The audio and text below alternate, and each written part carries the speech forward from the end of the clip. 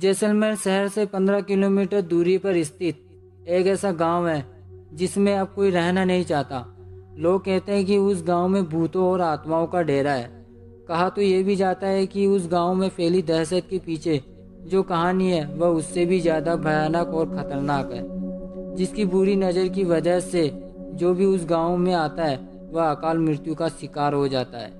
यूँ तो हम सभी ने कभी ना कभी तो भूत प्रेत पिशाचों से जुड़ी कहानियों को पढ़ा या सुना होगा। हो सकता है कुछ ने ऐसी पारलौकिक शक्तियों का सामना भी किया, लेकिन जो कहानी हम आपको सुनाने जा रहे हैं वह थोड़ी अविश्वसनीय जरूर है, लेकिन स्थानीय लोगों के लिए वह एक बेहद खौफनाक सच है जिसका सामना उन्हें अक्सर या कहे शायद रोज ही करना पड़ता है। मरने के बाद भी आज जिंदा है वो कुलधरा का जैसलमेर से 15 किलोमीटर दूरी पर स्थित एक गांव अपनी दहशत के लिए आसपास डरावना माहौल बना देता है। आपको ये बात तो पता ही होगी कि जिन स्थानों को पारलौकिक ताकतें अपने कब्जे में ले लेती है उन स्थानों पर बसने वाले लोग या तो स्वयं उस स्थान को छोड़कर चले जाते हैं और अगर नहीं जाते तो उन्हें अपनी जान से हाथ धोना पड़ता है।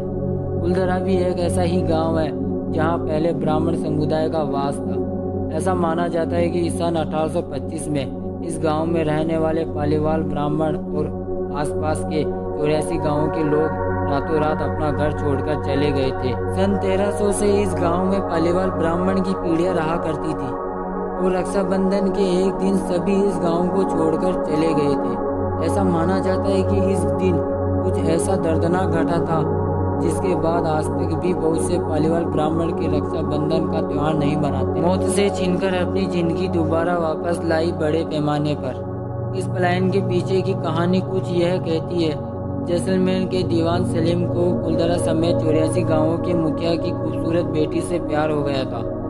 सलीम सिंह ने गांव के लोगों को यह धमकी दी कि अगर उसका विवाह उस लड़की के साथ ना हुआ तो वह करोड़ ब्याज में वर्दी कर देगा। ऐसे हालातों में गांव के मुखिया ने उस स्थान को छोड़कर जाने का निश्चय कर लिया और अपने पीछे यह श्राप छोड़ गए कि जो भी उनके जाने के बाद इस गांव में रहेगा या बसने की कोशिश करेगा वह भी अपनी जान से हाथ धो बैठेगा। मुखिया और उसके जाने के बाद गांव के बहुत से लोग धीरे धीरे बीमार पड़ने लगे या फिर अकारण ही मृत्यु होने लगी।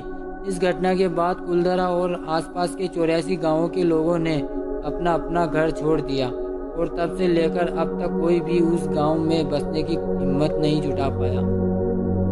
उम्मीद करता हूँ दोस्तों आपको वीडियो स्टोरी अच्छी लगी होगी। स्टोरी अच्छी लगी हो तो वीडियो को लाइक करना और चैनल को सब्सक्राइब जरूर कीजिएगा।